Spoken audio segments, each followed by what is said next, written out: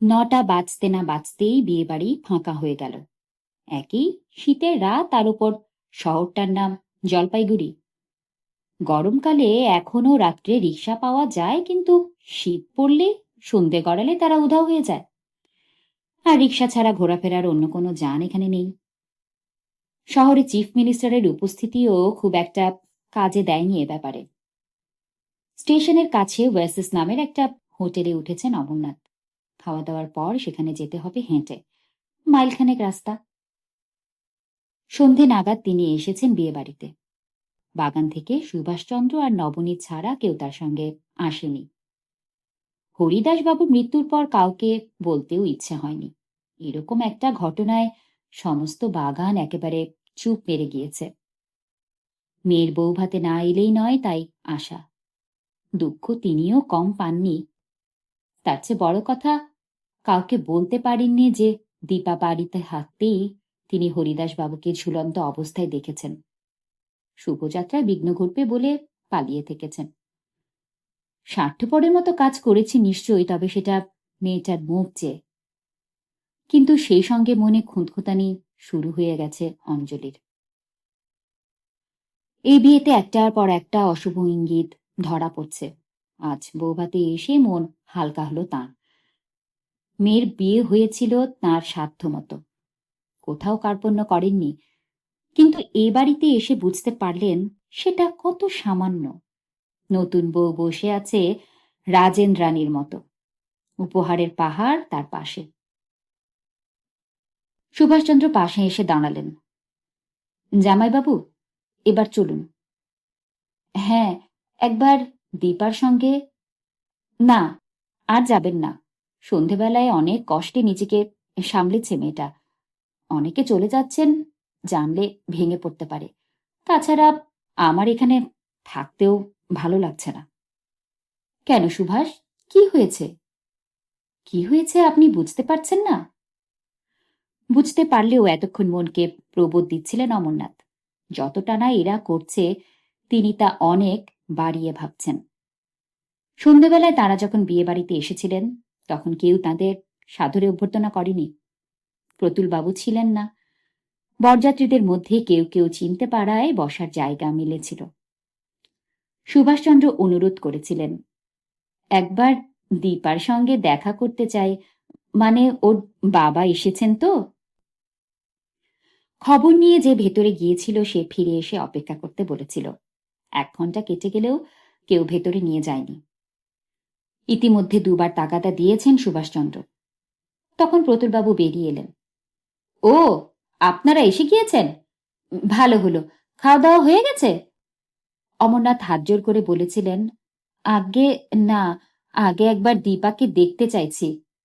নিশ্চয়ই নিশ্চয়ই, আসুন আপনারা আমার সঙ্গে। তবে সে আর দীপাবলি নেই, এখন তো তার পুনর্জন্ম। নামটাও পাল্টে গিয়েছে। আমার স্ত্রী নাম রেখেছেন আশালতা। আপনি ওকে আশা বলে ডাকলে সুবিধা হয়। নবনীয় সঙ্গে ছিল। সুন্দর সাজানো ঘরে সিংহাসনের উপর বসে আছে মেয়ে। দরজায় দাঁড়িয়ে অমরনাথের মনে হলো তিনি যেন এক মহারানীর দর্শন পাচ্ছেন। মাথায় মুকুট, সারা শরীরে গহনা, ফুলের মালা, লাল বেনারসির চাকচিক্য। সব মিলিয়ে ও যেভাবে বসে আছে তাতে মনেই হচ্ছে না ওকে কখনো দেখেছেন। দরজা পর্যন্ত পৌঁছে প্রতুলবাবু বললেন, ভেতরে মেয়েদের ভিড়। বিয়ের ব্যাপার হলেও তো মেয়েরাই, তাই না? আপনি এখান থেকেই দেখা সাক্ষাৎ করুন। প্রতুলবাবুর গলার স্বর শুনে ঘরের মেয়েরা চুপ করে গিয়েছিল। সবাই এদিকে তাকিয়ে। মাথা নিচু করে বসেছিল দীপা। ঘর চুপচাপ হয়ে যেতেই বিস্ময়ে মুখ তুলল। তার নজর দরজায় আসতেই অমরনাথের চোখাচোখি হলো। অমরনাথ কি করবেন বুঝতে না পেরে হাসবার চেষ্টা করলেন। দীপার শরীরটা যেন সিংহাসন ছেড়ে ওঠার চেষ্টা করল। সঙ্গে সঙ্গে নতুনদি বলে উঠলেন, ও মা, করছো কি? নতুন বউ আসন ছেড়ে ওঠে নাকি? দীপা ধীরে ধীরে শরীরটাকে ছেড়ে দিল। অমরনাথের কথা বলতে খুব ইচ্ছে করছিল, কিন্তু সুভাষচন্দ্র বললেন, চলুন জামাইবাবু, বাইরে গিয়ে বসি। এসব অনেকক্ষণ আগের কথা। খাওয়া দাওয়া হয়েছে এবং সেই সময় প্রতুলবাবু একবার সামনে এসে দাঁড়িয়েও ছিলেন, কিন্তু যে যত্ন তিনি ওকে চা বাগানে করেছিলেন তার সিকি ভাগও এখানে পাননি। অতএব সুভাষচন্দ্র কি বলতে চাইছে তা তিনি ভালোভাবেই বুঝতে পারছেন। মেয়েটা সুখী হোক, দীপা মরে গিয়েছে, আশালতা রাজেন্দ্রাণীর মতো সুখে বেঁচে থাকুক। নবনী খেয়ে দিয়ে হাসপাতালে চলে গিয়েছিল। ললিতার অবস্থা বিকেলেও ভালো ছিল না। শ্যামল বাবার মুখাগ্নি করেই হাসপাতালে ফিরে এসেছে। চা বাগানে ওরই আচরণে ঢিঢি পড়ে গেছে। গলায় কাছা ঝুলিয়ে সে ললিতার জন্য রাত যাচ্ছে, তা মালবাবুও পছন্দ করছেন না। নবনীকে তিনি তাই বলেছেন, কিন্তু ছেলেটার সাহায্য কাজে আসছে। তাছাড়া যে কারণে ললিতা বিষ খেয়েছিল সেই কারণটা এখনো থেকে গিয়েছে। ললিতার জন্যই তাই শ্যামলকে প্রয়োজন। নবনী বিয়েবাড়ি থেকে যাওয়ার সময় বলে গিয়েছিল হাসপাতাল থেকে খবরটা নিয়ে সে এখানেই চলে আসবে। হাকিমপাড়া থেকে ধরধরা নদী ডিঙিয়ে হাসপাতালে যেতে 3 মিনিট লাগে। অমরনাথ সুভাষচন্দ্রকে বললেন, নবনী তো এখনো এলো না, ওর জন্য আমাদের অপেক্ষা করা উচিত। হোটেল পর্যন্ত বেচারা একা একা যাবে, এটা ভালো দেখা না। আমাদের সঙ্গেই তো এসেছে। সুভাষচন্দ্র বুঝতে পারলেন জামাইবাবু একটা অজুহাত খুঁজছেন এখানে আরো কিছুক্ষণ কাটানোর। তিনি বললেন, ঠিক আছে, চলুন আমরা রাস্তায় গিয়ে ওর জন্য অপেক্ষা করি। যদি রিক্সা পেয়ে যাই তাহলে দাঁড় করিয়ে রাখবো। অমরনাথের ইচ্ছের বিরুদ্ধেই তাকে নিয়ে বাইরে আসতেই নবনীকে দেখতে পাওয়া গেল। ওদের দেখে নবনী চিৎকার করে উঠল, সুসংবাদ আছে দাদা, ললিতার জ্ঞান ফিরেছে। ডাক্তার বলল বিপদ কেটে গেছে। নতুন দিয়ে জোর করে খাইয়ে দিলেন দীপাকে। না বললে চলে আশা, এখন থেকে শরীরটাকে ঠিকঠাক রাখতে হবে। এতদিন কার সঙ্গে শুতে তুমি? এইভাবে 5 জনের সামনে কেউ হাতে খাবার তুলে খাইয়ে দিচ্ছে, খুব রাগ হচ্ছিল দীপার। সে খাবে না বলেছিল, এইটাই তার অপরাধ। এতক্ষণে বুঝে গিয়েছে বাবা আর এ বাড়িতে নেই। বাবার সঙ্গে মামা আর নবনী কাকু এসেছিল, ওরাও নিশ্চয়ই চলে গিয়েছে। নলিনী খাওয়া দেখছিলেন, ধমকে উঠলেন, প্রশ্ন করলে জবাব দাও না কেন? বাপ মা কি তোমাকে সহবত শেখায়নি, নাকি এই বাড়ির লোকজনকে পছন্দ হচ্ছে না? ঠাকুমার সঙ্গে, ঠোঁট খুলে জবাব দিল দীপা। নতুনদি বললেন, তিনি তোমাকে খুব ভালোবাসতেন? হ্যাঁ। বিয়ের পর কি কি করতে হবে বুঝিয়ে বলেছেন? হ্যাঁ। ননিনী ছাড়া সবাই গলা খুলে হেসে উঠল। নতুনদি কোনো মতে হাসি থামিয়ে জিজ্ঞেস করলেন, কি বলছেন তিনি? আহ, লজ্জা কি, বলো না কি বলেছেন। দীপা গড়গড় করে বলে গেল, এ বাড়ির সবাইকে নিজের বাড়ির লোক ভাবতে হবে, গুরুজনদের আদেশ মান্য করতে হবে, শ্বশুর মশাইকে বাবা, শাশুড়িকে মা বলতে হবে, ছোটাছুটি করা চলবে না, চেঁচিয়ে কথা বলা নিষেধ, এই সব। সবাই ওর মুখের দিকে তাকালো। নতুনদি বললেন, খুব ভালো, এসব তো করতেই হবে। তোমার ঠাকুমা অতুলের ব্যাপারে কিছু বলে দেননি? দীপার কপালে ভাঁজ পড়ল। সবাই উন্মুখ হয়ে রয়েছে। কয়েক সেকেন্ড চলে গেলে একজন বলল, অতুলকে জানো তো, তোমার বর? দীপা মাথা নাড়ল। ঠাকুমা বলেছে দেবতার মতো মনে করতে হবে। দেবতার মতো? নতুনদের গলা থেকে শব্দ 3টি ছিটকে উঠল, সেই সঙ্গে হাসির ফোয়ারা ছড়িয়ে পড়ল। নতুন দিকে নলিনী ধমক দিলেন, আহ, তোমরা শুধু হেসেই মরছ। ওদিকে আমার ছেলেটা জেগে জেগে কাহিল হয়ে পড়ল। যা বলার ভালোভাবে বুঝিয়ে দিয়ে নিয়ে চলো। ফুলশয্যা কি রাত পাহলে হবে? নতুনদি বললেন, শোনো আশা, আজ তোমার ফুলশয্যা। মেয়েদের জীবনে একবার মাত্র এই রাতটা আসে। আজকের রাত্রে বরের সঙ্গে তোমার আলাপ হবে। সে যা যা বলবে তাই করবে, যা যা করতে বলবে তাই মান্য করবে, কোনো কাজে বাধা দেবে না, বুঝলে? আজকের রাত্রে সে যদি খুশি হয় তোমার ব্যবহারে, তাহলে সারা জীবন তোমাকে আর দুঃখ পেতে হবে না। মাথায় ঢুকেছে? তোমাকে আজ থেকে বরের পাশে শুতে হবে। দীপা শক্ত হয়ে বসে রইল। নতুনদি সেটা লক্ষ্য করে জানতে চাইলেন, কি হলো? নলিনী বললেন, কি আবার হবে, শরীরে তেল আছে, না শুকনো পর্যন্ত ওই রকম করবে। নাও ওঠো সবাই, আমারই ঘুম পাচ্ছে তো, খোকার দোষ কি? তাকে বাথরুম সেরে আসতে বলা হলো। দীপা ব্যাপারটা বুঝতেই পারছিল না। সবার মুখ চোখে কেমন যেন রহস্যময় হাসি। ঘুমের কথা হচ্ছে অথচ তাকে কেউ জিজ্ঞেস করছে না ঘুম পাচ্ছে কিনা। তাকে আজ থেকে বরের পাশে শুতে হবে। ওই কথাটা বলার জন্য ওরা কত কি না বলে গেল। মেয়েরা যখন দীপাকে নিয়ে ফুলশয্যার ঘরের দিকে এগিয়ে যাচ্ছে তখন প্রতুল বাবু এলেন। সঙ্গে সঙ্গে বিবাহিতাদের মাথার ঘোমটা বড় হলো।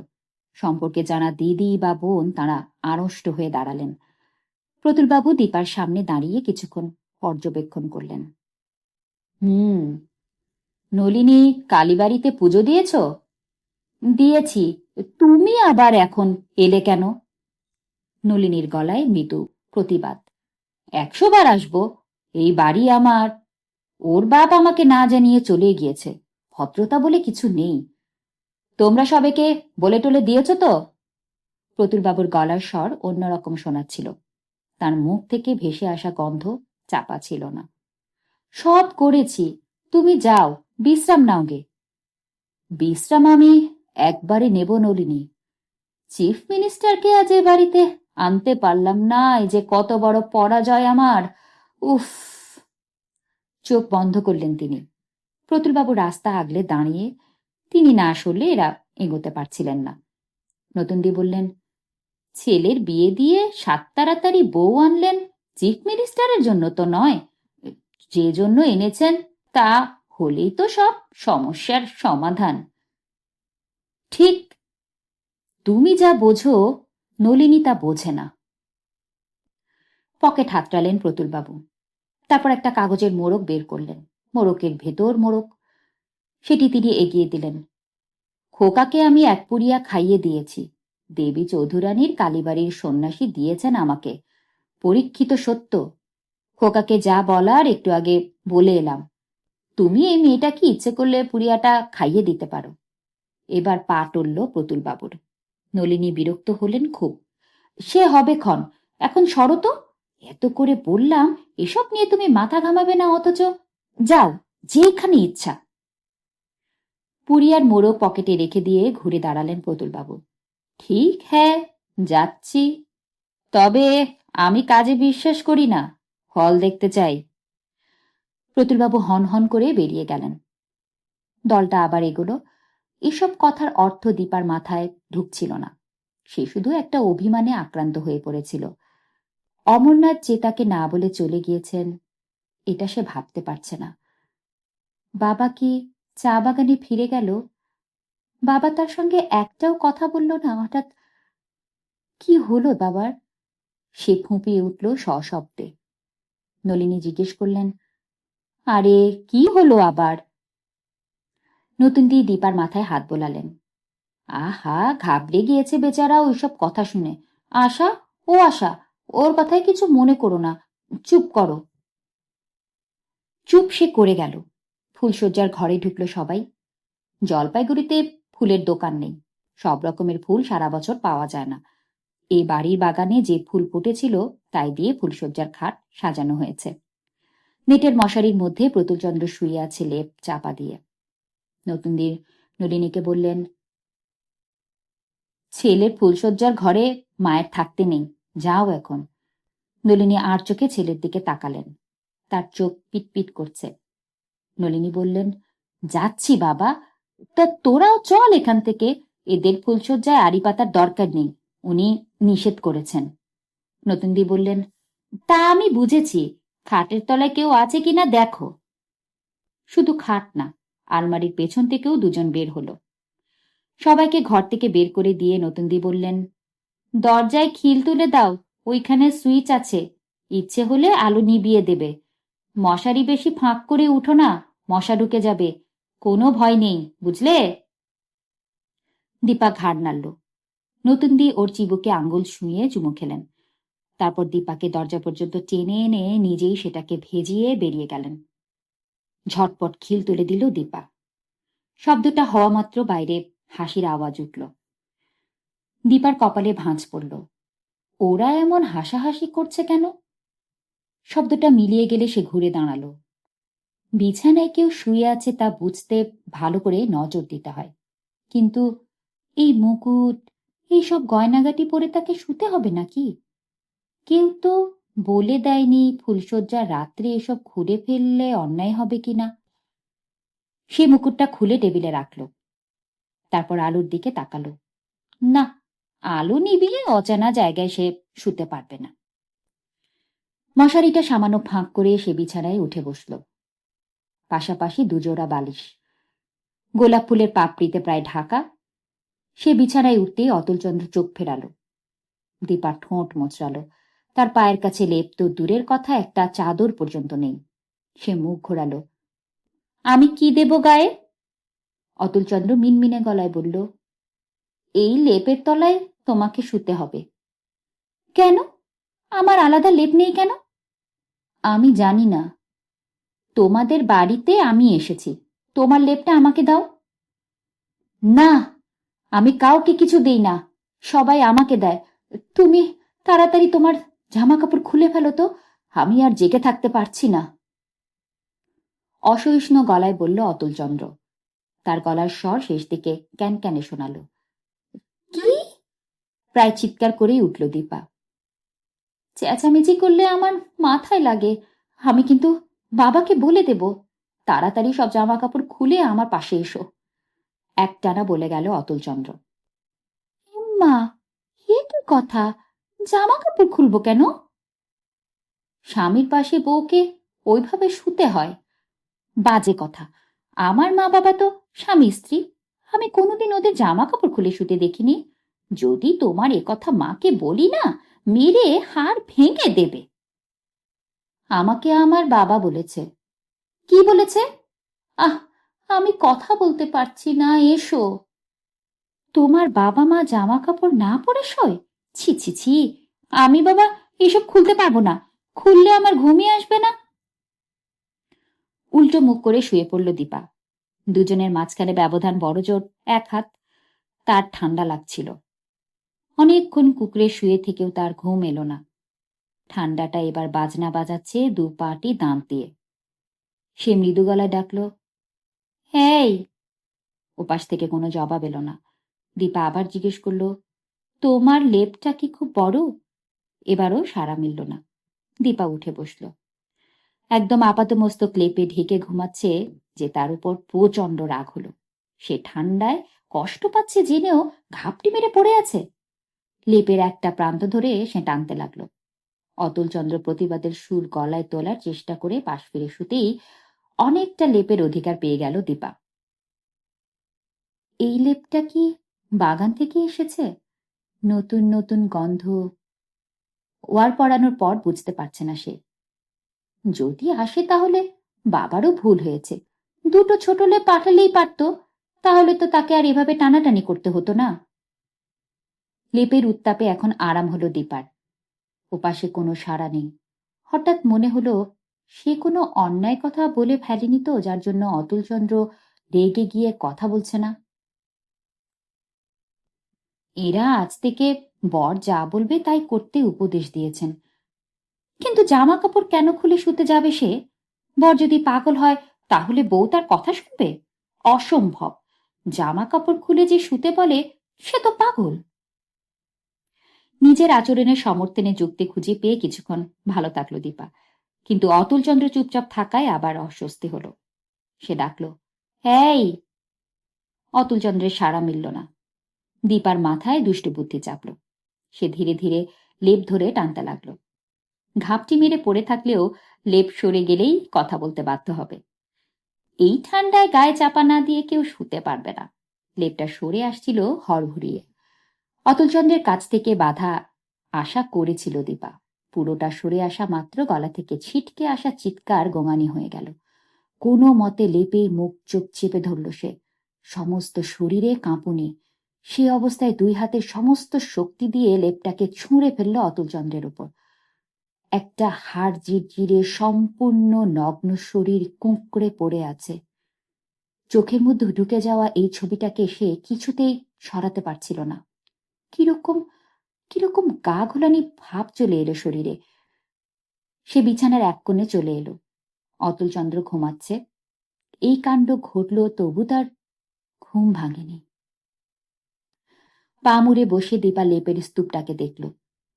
অতুলচন্দ্রকে লোক বলে ভাবতে ইচ্ছে করছিল না। খোকন কিংবা বিশু যখন ফুটবল খেলতে খেলতে গেঞ্জি খুলে অথবা নদীতে স্নান করতে খালি গায়ে জলে ঝাঁপ দেয়, তখন তার মাথায় কোনো ভাবনাই আসতো না, গা গুলিয়েও উঠত না। এই ছেলেটার শরীর দেখে হলো কেন? সম্পূর্ণ নগ্ন মানুষের চেহারা কি এমন বিভৎস হয়? কিন্তু না, মশারির ভেতরও ছেলেটার শরীরে শুধু কয়েকটা হাড় দেখতে পেয়েছে সে। বিজ্ঞান বইতে যে নরকঙ্কালের ছবি ছাপা আছে, তাকে যদি বিছানায় শুয়ে দেওয়া হয় তাহলে অবিকল এমন দেখাবে। দীপার মনে পড়ল, অতুলচন্দ্র তাকে জামা কাপড় ছেড়ে শুতে বলেছিল। নিজে আগে ফাঁকে জামা কাপড় খুলে লেপের তলায় চলে গিয়েছিল। ওকে নাকি ওর বাবা এই কাজ করতে বলেছে। এ বাড়ির নিয়ম নাকি এটা? কি বিশ্রী নিয়ম! দীপা হাঁটুতে চিবুক রেখে বসে রইল। মশারির ভেতরেও ঠান্ডায় বসে থাকা ক্রমশ কষ্টকর হয়ে উঠল তার। ঘুমের কোনো বালাই নেই। বাইরের পৃথিবীতে কোনো শব্দ নেই। চা বাগানে এই সময় জেগে থাকলে বেতালা মাদল বাজাতে শোনা যায়। জলপাইগুড়িতে নিশ্চয়ই কেউ মাদল বাজায় না। দীপা আর পারছিল না। খাটের এক পাশে অতচন্দ্রের নগ্ন শরীরের দিকে পেছন ফিরে লেপের প্রান্ত টেনে শরীর ঢেকে শুয়ে পড়ল সে। একটু একটু করে ঘুম জড়িয়ে নিল তাকে। হঠাৎ বুকের পাঁজরে প্রচন্ড চাপ পড়তেই নিঃশ্বাস বন্ধ হয়ে যাওয়ার উপক্রম হলো দীপার। চটকে যাওয়া ঘুম এবং নিঃশ্বাসের কষ্টে সে কোকিয়ে উঠল, বাবা গো! এবং এমনই দুটি শীর্ণ হাত প্রাণপণে তার জামা ছিঁড়ে ফেলতে চাইল। খোলো, খোলো জামা! ঘুমিয়ে পড়েছিলাম বলে কথা শোনোনি, খোলো! দীপা অতুলচন্দ্রকে বুঝতে পারল, কিন্তু সে নিজের জামা দুহাতে আঁকড়ে ধরেও চোখ খুলল না। সে জানত চোখ খুললেই অতুলচন্দ্রের নগ্ন শরীর দেখতে হবে। এই কয়েকবারের চেষ্টাতেই হাঁপিয়ে উঠেছিল অতুলচন্দ্র। এবার সে দীপার পেটের কাছে গোজা শাড়ির প্রান্ত ধরে টান দিল। দীপা প্রতিবাদ করল চোখ বন্ধ করে। আহ, কি হচ্ছে? আমার জামা কাপড় ধরে টানছো কেন? আমি আবার ওষুধ খেয়েছি। বাবা বলেছে তোমাকে আনা হয়েছে বাচ্চা দেওয়ার জন্য। কাপড় না খুললে তোমার বাচ্চা হবে কি করে? ঘন ঘন নিঃশ্বাস পড়ছিল তার। দীপার কাপড় কোমর থেকে খুলে এলেও মেঘটা আলগা হয়নি। কয়েকবার সেটাকে খোলার চেষ্টা করে হাল ছাড়ল অতুলচন্দ্র। আমি ওষুধ খেয়েছি, বাবা বালিশের নিচে রেখে গিয়েছিল। আবার ঘুমিয়ে পড়লে বাবা বকবে। কিসের ওষুধ? আমি রোজ যে ওষুধ খাই সেটা না, এই ওষুধ খেলে বাচ্চা তৈরি করা যায়। আমি তো বেশি দিন বাঁচব না, তাই বাবা। উহ, খুলো না কাপড়! ঝাঁপিয়ে পড়ল নগ্ন শরীরটা দীপার ওপর, আর নিজের অজান্তে এই প্রচন্ড জোরে ধাক্কা মারল দীপা দুই হাতে। সঙ্গে সঙ্গে অতুলচন্দ্রের শরীরটা ছিটকে চলে গেল খাটের প্রান্তে। মশারির ছত্রির আওয়াজ উঠল। একটা গোঙানি শব্দ কানে এলো এবং সেই সঙ্গে কান্নার স্বর উঠল। তুমি আমাকে মারলে? ও বাবা, তুমি মারলে? আজ অবধি কেউ আমাকে মারেনি, জানো? দীপা উঠে বসেছিল। প্রচন্ড রাগে তার শরীর কাঁপছিল এবং এখন অতুলচন্দ্রের নগ্ন শীর্ণ দেহ তার দৃষ্টিতে ছিল না। সে চাপা গলায় বলল, আবার যদি আমার গায়ে হাত দাও না, তাহলে মেরে তোমার হাড় ভেঙে দেব। হাড় ভেঙে দেবে? কাতর বিস্ময় অতুলচন্দ্রের গলায়। হ্যাঁ। আমি বালিশে মাথা রেখে শোবো? আমার খুব কষ্ট হচ্ছে। শো। প্রায় কাঁপতে কাঁপতে লেপটার প্রান্ত শরীরে টেনে নিয়ে অতুলচন্দ্রকে বিছানার একপাশে শুয়ে পড়তে দেখল দীপা। তারপর থেকে একটা কুই কুই শব্দ বেজে গেল সামানে। অনেকক্ষণ দীপা পাথরের মতো বসে রইল। কি শুনল সে? তাকে এ বাড়িতে নিয়ে আসা হয়েছে বাচ্চা দেবার জন্য। চকিতে চা বাগানের ভেতরে লুকিয়ে থাকা। ললিতার গলা বেজে উঠল তার কানে। ললিতা শ্যামলদার কাজে প্রতিবাদ করছিল। সেই ললিতা বিষ খেয়েছে। বিয়ের দিন সবাই এ নিয়ে কথা বলছিল তার সামনেই। ললিতার পেটে বাচ্চা এসেছে। দীপার বুঝতে অসুবিধা হয়নি পেটে বাচ্চা এসেছে বলেই সে বিষ খেয়েছে। ওটা আসুক তা চাইনি বলেই চা বাগানের ভেতরে প্রতিবাদ করেছিল সেদিন। শ্যামলদা করেছিল যা তাই করতে চেয়েছে অতুলচন্দ্র। কিন্তু ওষুধ খেয়েছে কেন? শ্যামলদা কি ওষুধ খেয়েছিল? বাচ্চা করতে গেলে কি ওষুধ খেতে হয়? মাথায় কিছু ঢুকছিল না তার। শুধু বুঝতে পারছিল খুব একটা গর্হিত ব্যাপার করতে যাচ্ছিল অতুলচন্দ্র। কিন্তু ও যে বলল কেন বেশি দিন বাঁচবে না, এটাও কেন বলল? বর মরে গেলে বউ বিধবা হয়। বিধবা মানে? দীপার চোখের সামনে চট করে মনোরমা চলে এলেন। মাছ, মাংস, ডিম, পেঁয়াজহীন আলো চালের ভাত আর নিরামিষ তরকারি নিয়ে খেতে বসেন মনোরমা। অসম্ভব, সে বিধবা হতে পারবে না। অতুলচন্দ্রের দিকে তাকালো সে।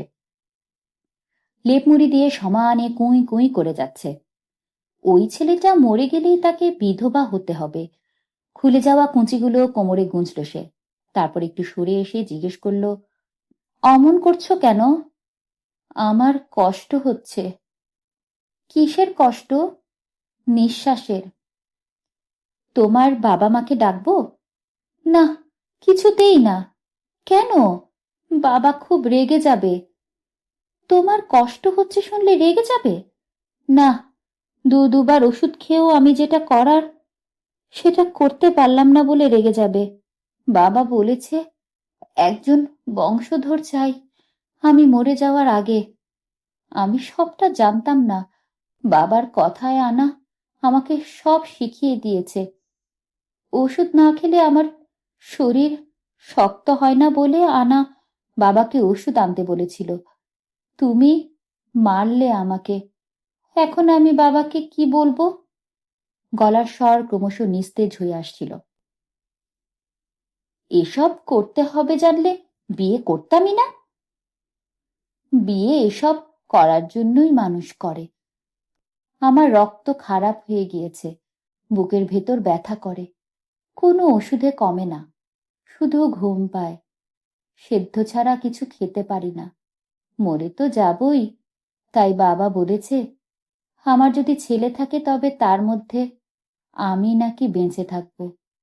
তুমিও একা থাকবে না, তোমার ছেলে থাকবে।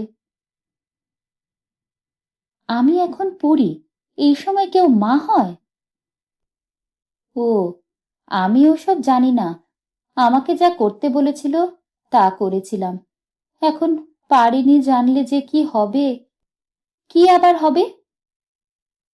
কি হবে? মরে যাব। এর চেয়ে বেশি আর কি হবে? তার বেশি কিছু তো আর হবে না। তুমি বিধবা হবে। এখন তো তুমি রাজি হলেও আমি কিছু করতে পারবো না। এই ওষুধটা খাওয়া মাত্র শরীরটা কেমন যেন হয়ে যায়, কিন্তু 10 মিনিটের মধ্যে আবার ঘুম পেয়ে যায়। তুমি আমাকে মারলে বলে ঘুম পাচ্ছে না, কিন্তু আর ওষুধ তো নেই। শোনো, তুমি মিথ্যে কথা বলতে পারো? মিথ্যে কথা? হুম, আমি বলবো যা যা করার করেছি, তুমি সায় দেবে। এখন তাহলে আর কেউ কিছু বলবে না। বাচ্চা তো 10 মাস আগে হয় না। অতুলচন্দ্র চুপ করে গেল। তার শরীর কাঁপছিল কারণ লেপটা নড়ছে। কুই কুই শব্দটা শেষ পর্যন্ত বন্ধ হলো। দীপা পাথরের মতো বসে রইল। তার এখন শীত বোধও ছিল না। দরজায় খুব জোরে জোরে আঘাত হতে ঘুম ভাঙল দীপার। খাটের একপাশের কুঁকড়ে শাড়িতে মুখ ঢাকা শুয়েছিল সে। মাথা তুলে ঘরটাকে দেখল। বুঝল সকাল হয়ে গেছে। সে ধর্মড়িয়ে উঠে বসল। ওপাশে অতুলচন্দ্র তখন লেপের তলায় চাপা পড়ে আছে। দীপা খাট থেকে নামতে গিয়ে আবিষ্কার করল সমস্ত শরীরে আড়ষ্টতা, গা ব্যথা করছে। দরজায় আবার আঘাত হলো এবং নলিনীর গলা পাওয়া গেল। ভর দুপুর পর্যন্ত ঘুমাচ্ছে যে, এ কি রকম বউ? বাড়ি থেকে বলে টলেও দেয়নি? দীপা খিল খুলতেই ওপাশের চাপে দরজা হাট হয়ে গেল। নলিনী আর আনা দাঁড়িয়ে আছে। নতুনদি বা অন্য মেয়েদের দেখতে পেল না সে। আর তখনই মুখে হাত চাপা দিয়ে হেসে উঠল আনা। মা, নতুন বউয়ের মুখখানা দেখো, সিঁদুরে যে গোবর ল্যাপা হয়ে গেছে। প্রথম রাত, সাত সকালে কি ঘুম ভাঙে? বুঝেছি। সে এখনো ঘুমাচ্ছে? নলিনী ঘরে ঢুকলেন। তার চোখ মশারির ভেতরটা দেখতে চাইছে। গম্ভীর গলায় তিনি হুকুম করলেন, চটপট মশারিটা তোলো আনা। কাক ভরে উঠে তিনি খবরটা শোনার জন্য অপেক্ষা করছেন। আগে তাকে শান্ত করি। আরে, চিন্তা করার কি আছে? সিঁদুর দেখে বুঝতে পারছো না? তোমার ছেলের মাথায় সমন এলে কি হবে? একবারে ব্যাসদেবের ক্ষমতা নিয়ে জন্মেছে গো। মশারি তুলতে তুলতে কথাগুলো বলল আনা। নলিনী দীপার দিকে ফিরলেন। কাল রাত্রে কোথায় শুয়েছিলে আশা? মাথা না তুলে দীপা জবাব দিল, বিছানায়। আহা, বিছানায় না শুয়ে কি মাটিতে শোবে? বিছানার কোনখানে? নলিনীর কথার অর্থ বোধগম্য হল না দীপার। সে হাত তুলে দ্বিতীয় বালিশটাকে দেখালো। নলিনী বললেন, আনা, খোকাকে না জাগিয়ে ওখানকার লেপ সরা। বিছানা চাদর দেখব আমি, সেইটেই আসল। মশারি তলা হয়ে গিয়েছিল। আনা ওপাশে সরে গিয়ে সতর্ক হাতে লেপের প্রান্ত তুলে অতুলচন্দ্রের দিকে সরিয়ে দিয়ে ঝুঁকে পড়ল। এগিয়ে গিয়েছিলেন নলিনী। বিছানা দেখতে দেখতে তার মুখ থমথমে হয়ে যাচ্ছিল। শেষ পর্যন্ত আনার সঙ্গে তার চোখে চোখে কথা হলো।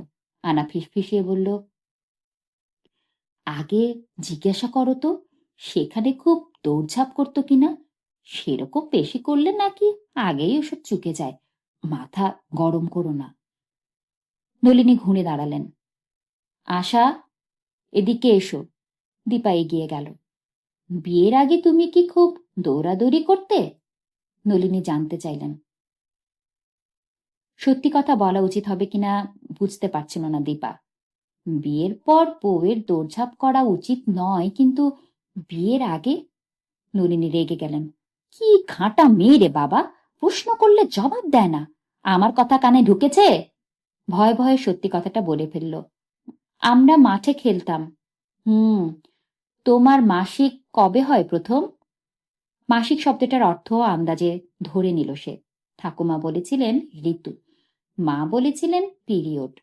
প্রতি মাসে হয় মেয়েদের বয়স হলে, তাই বোধহয় ইনি মাসিক বলছেন। সে মাথা নাড়ল। একবার হয়েছিল, এ মাসেই। তারপরেও দৌড়েছ? না, এটাও সত্যি কথা। নলিনী আনার দিকে ঘুরে দাঁড়ালেন। কি বুঝছিস? জিজ্ঞাসা করো না সরাসরি, সে উপদেশ দিল। নলিনী আর চোখে ছেলের দিকে তাকিয়ে আবার ফিরলেন। কাল রাতে খোকা কিছু করেছে? মেয়ে মানুষ, মাসিক হয়ে গিয়েছে, নিশ্চয়ই বুঝতে পারছো কি বলছি। দীপার মাথা নিম্নগামী হলো, চিবুক ঠেলে বুকে। আনা সেটা লক্ষ্য করে প্রশ্ন ছুড়ল, খোকা কি ওষুধ খেয়েছিল? নীরবে একবার মাথা নেড়ে দীপা জানালো, হ্যাঁ। সঙ্গে সঙ্গে আনা হেসে উঠল। ব্যাস, উত্তর পেয়ে গেছ। যাও, তেনাকে নিশ্চিন্ত করো। খোকাকে ডাকো, তার শরীর কেমন আছে দেখি, সেটাও তো বলতে হবে। ওসব ওষুধ খেলে শুনেছি পরে শরীর খারাপ হয়। নলিনী এগিয়ে গেলেন নিজেই। ও খোকা, খোকা, খোকা রে। লেপটা সরাতে যাচ্ছিলেন তিনি, আনা বাধা দিল। করছো কি? লেপ সরিও না, ঠান্ডা লেগে যাবে। সে সন্তর্পণে মুখ থেকে লেপের প্রান্ত সরিয়ে দিল। খোকা, খোকা। অতুলচন্দ্র চোখ মেলল, লাল টকটকে চোখ। তারপর বিড়বিড় করে বলল, আমি আর ওই ওষুধ খাবো না। আনা খপ করে তার গলায় বুকে হাত রাখল। মাগো, কি ঠান্ডা! তুমি তাড়াতাড়ি দাদাবাবুকে ডাক্তার ডাকতে বলো। নলিনী আর্তনাদ করে ছুটলেন। আনা অতুলচন্দ্রের মুখ ধরে বলল, ও খোকা, কি হয়েছে? অতুলচন্দ্র বিড়বিড় করে বলল, মিথ্যে কথা বলবে। আমি যে পারিনি, তুমি যে মেরেছ, তা কাউকে বলবে না। সঙ্গে সঙ্গে আনা উঠে দাঁড়ালো, তার চোখ দীপার দিকে। তোমার সঙ্গে ওর কাল রাত্রে কিছু হয়নি? দীপা এবারও সত্যি কথা বলল। না।